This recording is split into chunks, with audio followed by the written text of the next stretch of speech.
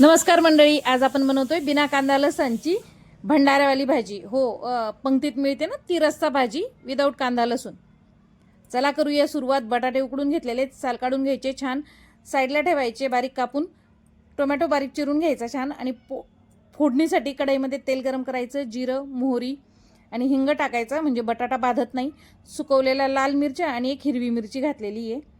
छान मस्त परतून घ्यायचं टोमॅटो आणि चवीप्रमाणे मीठ टाकलेलं आहे भाजीचं आणि झाकण ठेवून मस्त वाफ काढली म्हणजे टोमॅटो छान गळतात. घोटून घेतलं छान आणि त्याच्यामध्ये गरजेचे मसाले म्हणजे लाल तिखट, धना पावडर, जिरा पावडर आणि किंचित गरम मसाला, हळद टाकलेली आहे.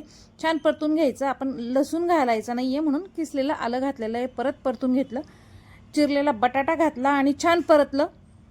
तेल सुटेपर्यंत परतल्यानंतर गरजेला पाहिजे तेवढं पाणी टाकायचं आहे. पुरीसोबत किंवा वरण भातासोबत एकदम भन्नाट लागते ही भाजी. एकदा नक्की ट्राय करा. भाजीला उकळी फुटली ना की चमच्याने थोडीशी मॅश करायची, हिरवीगार कोथिंबीर टाकायची, गरमागरम भाजी तयार.